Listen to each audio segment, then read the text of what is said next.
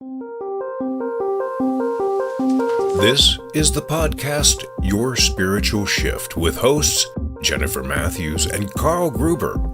Your Spiritual Shift podcast. It's a show based on their online program of the same name. That's where Karl and Jen guide you to remember and implement into your daily life the truth about who you really are, a child of all that is, your source. We invite you to join Jen and Karl for each and every episode as they explore in depth the teachings and principles of true non-dualistic spirituality and their practical application. You can live your life without the ego's lack, attack, judgment, and guilt and thoughts of sin, and replace them with truth, unconditional love, innocence, pure joy, abundance, and a unity of purpose.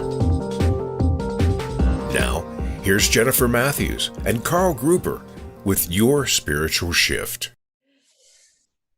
Welcome, friends. I'm Jennifer Matthews, one of your hosts here on Your Spiritual Shift. And I'm excited today because this is the third episode of our new podcast.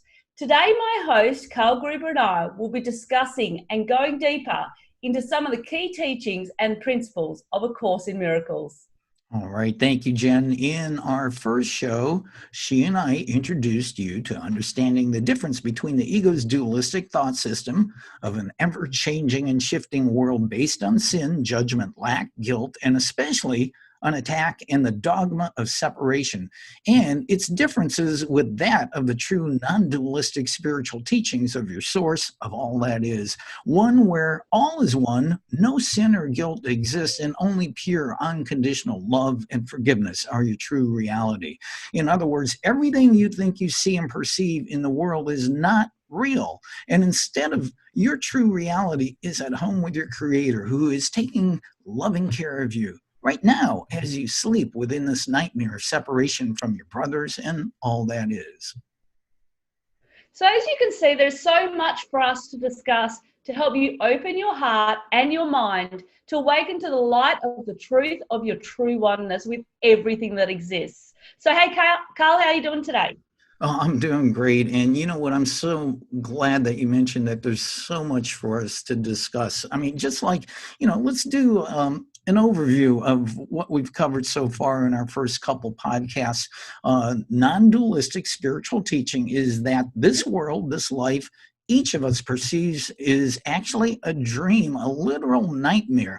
And you are in truth the Son of God who is now asleep in a dream of separation from all that is. And all you have to do is watch the news that it is a literal nightmare. It is at the moment, especially. I'm actually very. I don't watch the news because of that fact, and it's non-dualistic teaching is everything around us is an illusion. And I try telling that to the kids, and it's funny when you try and explain non-dualistic teaching to the kids, and you try and explain that everything that's around us is energy, and they just go, how does that happen? So Karl, go into it a little bit more as to, if we can see everything in front of us, how can it not be real? Well, and I've mentioned already a couple times that you truly are asleep dreaming of this world. Yeah. And that has created a deep sense of guilt that you usurped God in order to have your own world. And the problem with this is that this deep guilt is based on separation instead of the total oneness of your reality at home with your source. And this leads to you projecting the seeming reality of sin, guilt, judgment, total isolation, and separation from your brother's attack and lack, and the belief that in order for you to gain, someone must lose. So if you're projecting that, you go and touch that, well, that's real, but it's really a dream. Yeah. And every lifetime you dream, you live here in this world of separation. It's actually another chance, and it's another step towards learning yet another lesson that we must unconditionally forgive ourselves, everyone else, and everything. Well, and that's funny, Jen, because just before we started this podcast, you and I were just talking about forgiveness lessons. And, with each forgiveness lesson that you successfully complete, you slowly and gradually are awakening from the illusion of this dream where your father is lovingly and quietly whispering to you as you sleep, "Wake up, my son, you're only dreaming. You're always safe here at home with me. And you really have never gone anywhere. You've only dreamed of this separation." And as you complete forgiveness lessons lifetime after lifetime, it actually shortens the amount of time that you have to come back into this dream. It actually eliminates time. Absolutely. Now, if you find it hard to believe that your life and the world are nothing but a nightmarish dream, I'm certain that if you look deeper within yourself, you can't deny that there is actually a sense and a knowing within you that there's something better than this. A place where only the unity of oneness and all that is, unconditional love and forgiveness, complete and pure innocence, no death, no sin, no guilt, and only light and joy truly exist. And this is exactly why we're doing this podcast, and we're teaching our course, Your Spiritual Shift, isn't it, Carl? It is. And, I was just thinking when you were saying there's only complete and pure innocence, no death, no sin, no guilt. That is pretty darn hard for any human to imagine, but I think it's beautiful. And as you allow yourself to open up to that, and believe it, it really is a beautiful feeling, and it's your way to waking up. And, this is our way of helping you and me and everyone to return to that deep inherent understanding, knowing that there really is something better than what you perceive as a reality of this world. And I have to say, Jen, ever since I'd been a young man, I always knew there was something better than this. Yeah, absolutely. And, growing up, and I actually grew up in quite an interesting household in Aboriginal communities. I lived in Aboriginal communities my whole life. Predominantly maybe about 10 years of my life I lived on them. And so you see the different cultures and the different people that you're around. And as I've gone through life, I've experienced many hardships that has made me understand and know that there was something better out there. Know that there was some source out there that was only there to look after us and only there to create the best life that we possibly can. So there has to be something better out there. And by practicing joy, practicing forgiveness, then we can reach that high level of enlightenment. I'm curious, Jen. I can't remember if you had told me that you grew up in the Aboriginal community. And maybe you don't know this. I know I don't. Is there spiritual practices similar to the native cultures around the world of oneness with nature and Mother Earth and all that is? The Aboriginals are actually very interesting with how they live, and it's a very I'm blessed to have been given that opportunity, because growing up they lived on the land. And I remember going out with my friends, because all my friends were Aboriginal, and I remember going out with their families, and we would hunt. But what we would hunt would be honey ants. I don't know if you've ever heard of honey ants. Yeah, sure. So we'd get big buckets of honey ants. We'd get widgety grubs. All of the Aboriginal foods and delicacies that they find up there. And then when they would hunt the kangaroos, which because pretty much all of their food, at least when I was there, all of their food they hunted and they actually killed themselves, because being able to get food into the communities was difficult. So and it was limited, and they spent a lot of time actually going out and finding their own food.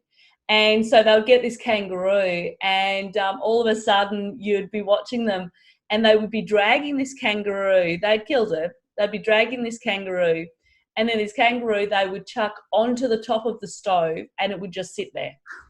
They didn't have fridges. Yeah. But their belief that they didn't need it, their belief that everything was fine without it, they very rarely got sick. Mm-hmm. And yet we have conditioned ourselves in today's society to worry about everything. We've conditioned ourselves to go, oh, well, oh, I've got to be real careful of that because that's going to make me sick. In Now their more day, than ever. Now more yeah, than ever. yeah, absolutely. It's like everything that happens is going to make us sick. But to them, it wasn't like that. Mhm. It was like they do have their own traditions, some of which I never understood, because I wasn't able to get into their head as to why they do this. They have certain cultural traditions for the young boys, um, which I never quite understood. And they have, like, being on the communities, they have their own punishment for wrongdoings. So they have their own system. And if you are part of their community and you do something wrong, then they have their own way of reprimanding you. So, which is not something we use in our traditional society, but I have seen many spearings and stuff that happens as their way of dealing with it. So, being on an Aboriginal community, it opens your eyes to the different cultures, and they it's quite an interesting experience. So, for our viewers and listeners who don't know, Jen is in Perth, Australia, and I'm in Columbus, Ohio, in the United States. So I think this is an exciting part that we're going to be talking about in our future podcasts about more and more native cultures in North and South America, Australia. Yeah. We talked briefly already about Hawaiians and the Ho'oponopono, and of course, all of it is non-dualistic, beautiful, true spirituality. And so, if you guys are ready, join us and ride along with us to make that shift, that spiritual shift back to the truth of true non-dualistic spirituality, your real home. And if you choose to do this, it will be the most enlightening and joyful ride that you will ever make. Absolutely. And I'm very excited to be taking you all alongside Karl through this journey, because it's going to be quite exciting. It's going to open your eyes and awaken you to what is truly happening around us through times of COVID, through times of adversity. We all need to be able to deal with adversity and understand that we are living in a non-dualistic world, where, like we said, we're living in a dream and we have the ability to change that. So we are going to show you as we go through this process exactly how you're going to be able to do that. Jen, I want to finish this little chat we're doing here with a wonderful quote that I found from the author of the book "Dying to Be Me" by Anita Moorjani. And she had an NDE experience, near-death experience, and she wrote this whole book on Hay House Publishing, wonderful book. And her quote, this just struck a chord with me. Imagine a multi-sided prism, and imagine that each of those sides, each of the facets of the prism is one of us. As we are expressing that facet here in this physical life, we don't realize that we are connected to the other facets. We don't realize that each of us is one facet of the whole. And I call that whole God. The whole is consciousness. It's being aware that the consciousness that expresses itself through me is also the consciousness that expresses itself through you. And absolutely, and I love that quote. Yeah. And it just shows that we are all one, which is why we need to try our best not to judge others, and to forgive those that we feel are unforgivable. I've actually got a Subconscious Success Summit that is coming up in March, and it's an 8-day summit.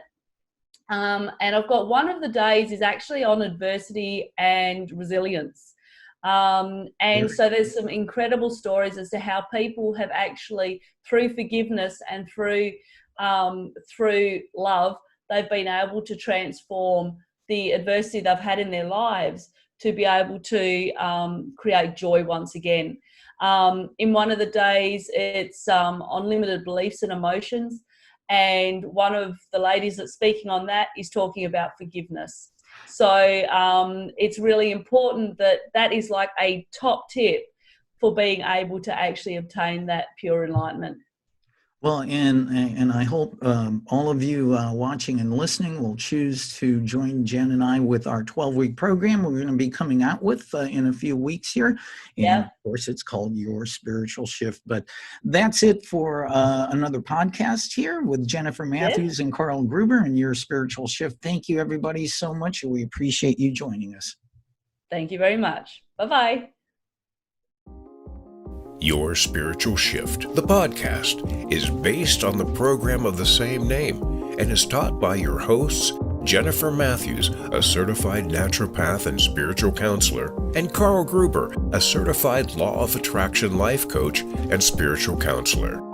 Join us for each podcast as we explore in depth how to practically implement and integrate into your daily life true non-dualistic spiritual practices to live a more enjoyable life based on the reality of your innocence and unity with your brothers and sisters at the source of all that is.